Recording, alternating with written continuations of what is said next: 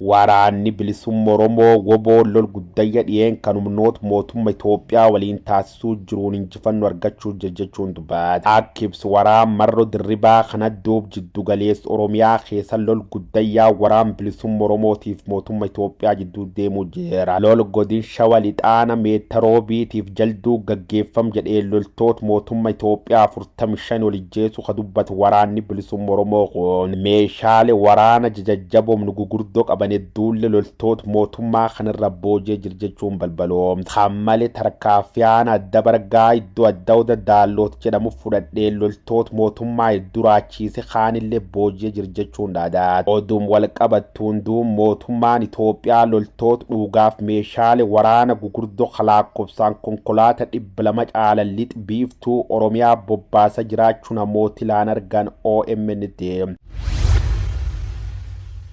Gujii lixa magaal bule horaa daldaltootaaf kutaaleen hawaasa gargara qaamni mootummaa sababoota gargara uumuun dirqiin maallaqnu guurrachuu jechuun qomaa dhiyeennum kan qof sabab kabaj hundeeffam wagga 100 magaalattii jedhuun daldalaan birri 50 haga 500 kaffaluufitti murtaa'usa Oromiyaa miidiyaa neetwork bilbilaan odeeffate. Kanaan durallee duub deeggarsi nyaataaf uffata milishaa deeggarsi raayyattis biyya Itoophiyaa deeggarsi roodriphee balleessuu deeggarsi jaars daandiitiif sababoota gargaraatiin uummata lafarra maallaqi guuramaa ture odeeffan haatullee immoo sababoota gargararra kakayr deddeebiin hojiin gufachaa turu walqabate rakkoo jajjabdu kee jirka jedhan daldaltooti kun yeroon kaffalti gibiraallee waan ofirra baamdhamnak jajjaba cinqamuu jirjechuu watwaatu irratti argaa.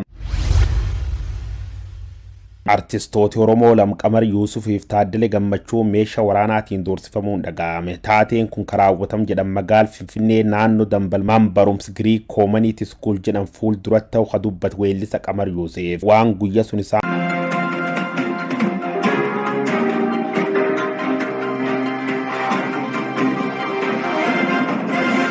gubbaatti jedhan akkas jechuun BBC teeme jalqaba irratti Taaddaleetti ijoollee fuudhu dhaaqe achi ga'e jennaan na bilbile hootaalli jirgaariin fakkaatu naan jedhe achiin baane jennaan qaamni meeshaalee waraana hidhatiin galtan jechuun nu doorsisa ture jedha qawween gargalfatan kan jidduu qawween dhukaate jennaan konkolaataa isaanii seenanii baqatan jechuun waan ta'e turweellisaa Qamar Yuusuf miidiyaa fi dhimma kanarra qaamoleen nageen mootummaa Itoophiyaa goduun tumbocamtuu waan dubbattu tokkollee qabu jedhu.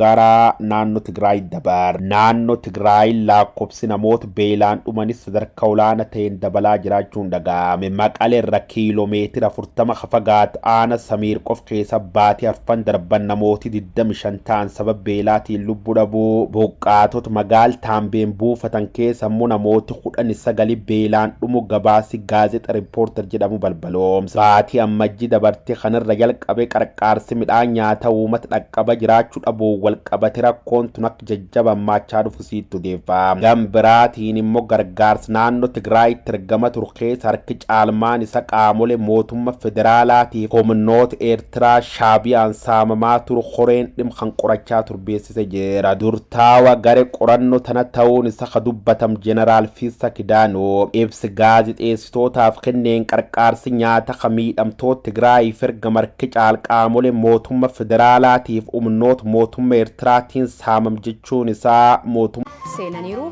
Oduu har'aaf qabnu keessaa tokko hoogganaan mootummoota gamtoomanii tokko dhimma waraanaa Suudaan keessatti xumura gochuun xiyyeeffannoo barbaadaa jedhanii kanas gara booda gabaasan itti deebina. Gara booda immoo qophii labataa keessatti bu'uureessituudha fi hooggantuu dhaabbata miti mootummaa as United States keessatti baqattoota qarqaaraa jiru Tiyyaa Foundation jedhamu wajjin turtii goonee simbiraan geenyaa nu wajjin tura. Dura oduu tasaana kino.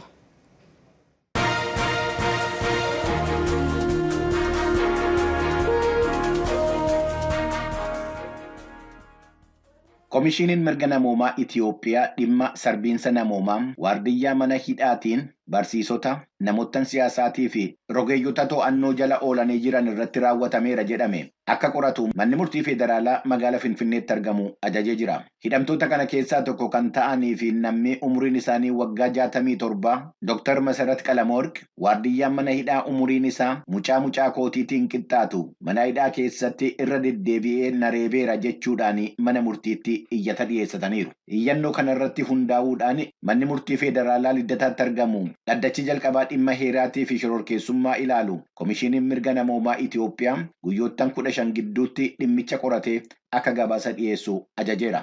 Gareen poolisii federaalaatii fi humni tikaa dhuma ji'a caamsaa keessaa ibsa waloodhaan kennaniin namoottan hooggantoota mootummaa naannoo Amaaraa irratti haleellaa raawwachuudhaaf karoorfatan kanneen mootummaa naannichaatii fi mootummaa federaalaa humnaaf qabachuudhaaf shakkamaniiru jedhamanii to'annoo jala ooluu isaanii akka ibse gabaasni Kennedy Abaatee Finfinnee irraa ergee yaadachiiseera.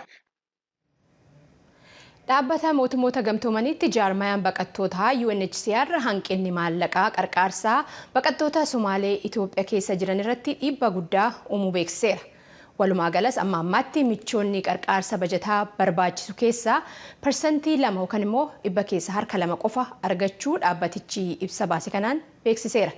Dabalataanis dhiheenya kana Itoophiyaan koolugaltoota lammiiwwan Suudaanii fi Eertiraa wal dhibdee Suudaan irraa baqatan 10,000 simachuu ishii ibsameera.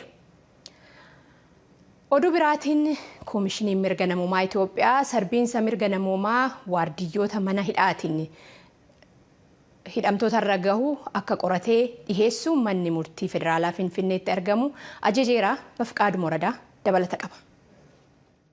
Dursanii kan Yukireeniin seenan pirezidaantiin Afrikaa Kibbaa Siiriil Ramaphosa yommuu buufata baaburaa Nemishaa'if jedhamuu fi magaala Kiyev keessatti argamu gahanii kan simannaa taasisaniif walakkeessa bahaatii fi Afrikaatti jiila addaa mootummaa Yukireen kan ta'anii Maaksiim Subhaakii fi Yukireenitti ambaasaadara Afrikaa Kibbaa kan ta'an Andiree Giroo'ineewaaldi akka ta'an gabaasameera. Erga Keeviin gahanii booda bakka buuchaa jedhamee beekamuu fi bakka miseensonni waraana Raashaa dhumiinsa irratti raawwataniiru jedhame daawwachuun isaanii ibsameera.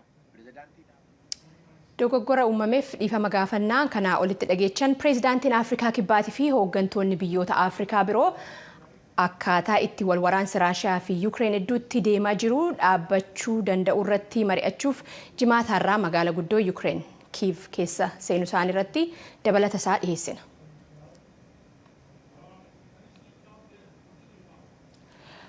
Oduu itti aanutti dabarranaan jechaadha piroodisariin keenya. Oduun itti aanu dhaabbata mootummoota gamtoomanitti ambaasaaddariin fi bakka bu'aan dhaabbata Riippaabilikii Suudaan Al-Hariz Diriis Al-Hariz Mohammed mootummaan biyyattii fonqolchuudhaaf yakki milishoonni biyyattiitti raawwachaa jiran jedhan akka xiyyeeffannoo mootummaa gamtoomanii argatu gaafataniiru. Wal waraansa Suudaan keessatiin ijoolleen miliyoonni 1 ol jireenya isaaniirraa buqqa'uu UNICEF beeksiseera. Bafqaaduun dabalata qaba. Mana maree nageenyaa dhaabbata mootummoota gamtoomanii irratti kan dubbatan ambaasaaddarri mootummaa Sudaan wal waraansa biyyattii keessatti adeemaa jiruun wal qabatee bakka adda addaatti hirmaachaa kan jiran milishoonni yakkaawwan waraanaa raawwachaa jiraachuu isaanii ibsanii yakkaawwan waraanaa kanaa fi yakka ijoolleewwan irratti raawwachaa jiru moggaa dhaabbatanii ilaaluun gochaawwan hamaan akka itti fufan jajjabeessuudha jedhaniiru. Bulchaa kutaa Daarfuur lixaa kan ta'an Kaamis Abdallaa Abaakarii erga milishoota deeggartoota humna dafee qaqqabaa isa Jeeneraal Hamdan Dagaalootiin hoogganamuun qabamanii hidhamanii booda ajjeefamuu isaanii ibsanii seera mana maree nageenyaa lakkoofsa 1591 jalatti qoqqobbiin meeshaa waraanaa humnoota waraanaa biyyattii irratti kaa'ame akka mootummaan nageenya kabachiisuu hin dandeenye dhiibbaa uumuu isaa beeksisuun isaanii gabaasameera. Karaa biraatiin wal waraansa Sudaan keessatti adeemaa jiruun ijoolleewwan miliyoonii 1 ol ta'an bakka jireenya isaanii irraa buqqa'uu isaanii dhaabbata mootummoota gamtoomanitti jaarmiyaan dhimma ijoolleewwanii hordofu UNICEF beeksisee jira. Maddi oduu Ajaansi Firaansi Pireesii UNICEF'n waabeffachuudhaan akka gabaasetti kutaa Daarfuur keessatti ijoolleewwan jireenya isaanii irraa buqqa'an 200,000 fi 70,000 dabalatee sababa wal waraansa kanaan ijoolleewwan Sudaan miliyoonii 1 ol yommuu buqqa'an yoo yarate ijoolleewwan 330 du'anii 1,100 fi 900 madaa'aniiru. Akka UNICEF dabalee jedhetti yeroo ammaa ijoolleewwan Sudaan miiliyoonii 13 ta'an gargaarsa namoomaa barbaadu. Akka dhaabbanni dhimma godaantotaa hordofu ibsaa jirutti walwaraansa kanaan namoonni miiliyoonii 2.2 jireenya isaanii irraa kan buqqa'an yommuu ta'u, isaan keessaa namoonni 500,000 fi 28,000 gara biyyoottan ollaatti kan baqatanidha. Yabalaa odoo godaantota fe'ee deemuu dhimee lubbuu namoota baay'ee galaafatee walqabatee namoonni 9 to'annaa jala ooluu isaanii Giriik beeksisteetti dabalata qabna. Namoonni kun kan qabamanii hidhaman sababa namootaan roobii dheengaddaa ittuu karaa galaanaa irraa gara Awurooppaatti godaanaa jiranuu bidiruun isaan ittiin adeemaa turan daangaa kibba Giriik irratti dhidhimee lubbuun isaanii darbe 78 ta'anuun walqabatee akka ta'e gabaasameera. Akka gabaasaaleen ibsanitti namootaan hidhaman kun lammiilee Masriin yommuu ta'anu bidiruu godaantota fe'ee imalaa ture wajjiniin warreen hidhata qabanudha jedhameera. Dhaabbata mootummoota gamtoomaniitti jaarmiyaan dhimma godaantotaa hordofu IOM akka ibsetti bidiruu kanarra namootaan turan keessaa 104 baraaruun danda'ameera. Bidiruu kanarra namootaan turan ijoolleewwan 100 dabalatee 750 akka ta'an waan tilmaamamaa jiruu fi lubbuun namootaan balaa kanaan dhumanii akka dabaluu danda'u IOM ibseera. Akka maddi oduu Associated Press gabaasetti namootaan baraaraman keessaa namoonni 27 hospitaala seenanii jiru. Hordoftoota keenya oduuwwan galgala kanaaf qabnu kanuma qophiilee keenyaaf ani wajjin turtii gaarii.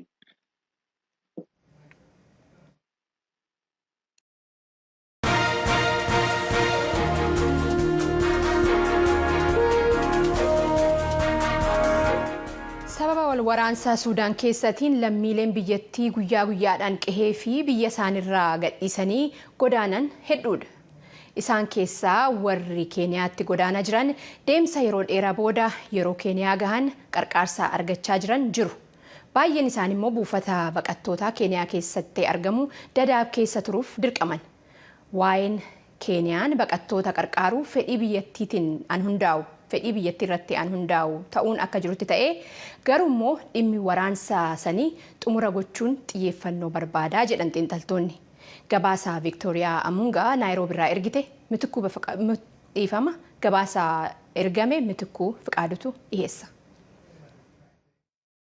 Shaakur Niyaaketoo nama umurii 33ti. Sudaan magaalaa Kaartuum irraa haadha warraa isaa ulfa ji'a 7 kan taate waliin waraana keessaa baqachuun gara Naayiroobii Keeniyaatti godaanee appaartaamaa keessa jiraatu argatee jira. Niyaaketoon Sudaan Kaartuumitti barsiisaa fi gaazexeessaadha.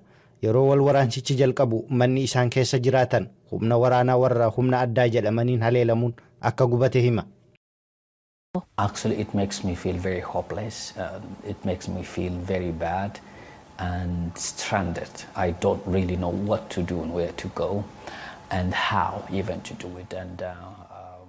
Akka abdii kutadhu na taasiseera. Waan badaa akka yaaduuf dhiphina keessa na galchee jira. Dhugumatti maal akkan godhun beeku. Eessa akkan deemuuf biyya koo keessatti maal akkan hojjedhu. Silaa rakkoon kun hin dhufnee baay'ee of ijaaree haala gaariin hojii koo hojjechaan ture. Namoota miiliyoona 2 sababa wal waraansa Sudaan keessaan qe'ee isaanii gadhiisanii godaanuuf dirqaman keessaa Niyaaketoon isa tokko. Niyaaketoon yeroo ammaa haadha warraa isaa waliin haala gaarii irra jiraachuu hima. I'm in a safe place and I can access anything. I can access internet. I can communicate. I can go to media houses. Bakka miijaa taa'een jira. Tajaajila interneetii argachaa jira. Miidiyaa argachaa jira. Haati warraa kiyyaas hospitaala deemaa jirti. 2-3 gidduutti ni deessi jennee eegaa jirra. Sudaan irraa gara Keeniyaatti godaananii jireenya Niyaaketoon argate kan argatan muraasa. Lammiileen Sudaan gara Keeniyaatti godaanan baay'een isaanii buufata baqattoota Dadaab keessa jiraatu. Buufata baqattootaa 100,000 lakkaa'aman kan baqattoonni lammiilee Sudaan kibbaa fi Somaaliyaa duraanuu keessa jiraatan. Gabaasa garee hakiimota dooktaroota daangaan hin uggurre kan ji'a kanaan buufanni baqattootaa kun namoota haaraa itti dabalamaniin hedduu dhiphatee akka jiruu fi wantoonni baqattoonni kunneen duraan itti fayyadamaa turanii fi baay'inni namoota amma itti dabalamanii waan waliin simiiniif dhiphina keessa galuu ifoomseera. Yaaliiwwan hedduun taasifamanis wal waraansa Sudaan keessaa gara nagaatti fiduu hin dandeenye. Yuunivarsiitii Yuunaayitid Isteets idil addunyaa kan naayiroobiitti argamutti piroofeesara kan ta'an Makaarii Munene Keeniyaan wal waraansi Sudaan keessaa akka dhaabbatuuf fedhii addaa qabdi. Sababiin isaas lammiileen Sudaan daangaa ce'uun gara Keeniyaatti baqataa jiran baay'achaa waan jiraniifi jedhu. It's going to be a strain on the country. In fact, that's one of the main reasons why Kenya has to be involved in finding a solution there. So once they are stable, the people don't have to run away. Kun biyyattii irratti dhiibbaa uumaa. Kanaafidha akka Keeniyaan keessatti hirmaattee furmaata fiduu barbaadduuf osoo furmaan argame sila biyya isaanii dhiisanii hin baqatan. Lammiileen Sudaan Keeniyaattis ta'e biyyoota birootti baqatanii seenan gargaarsa tokkollee osoo hin qabaatiin akkasumaan dhiisamuu jedha gareen hakiimota dooktarootaa daangaan hin uggurre. Abdisalaam Adan Mohaammed Naayiroobii keessatti baqattoonni afaan naannoo akka beekaniif leenjii kennaaf sagalee Ameerikaatti akka himetti biyyoonni lammiilee Sudaaniif eegumsa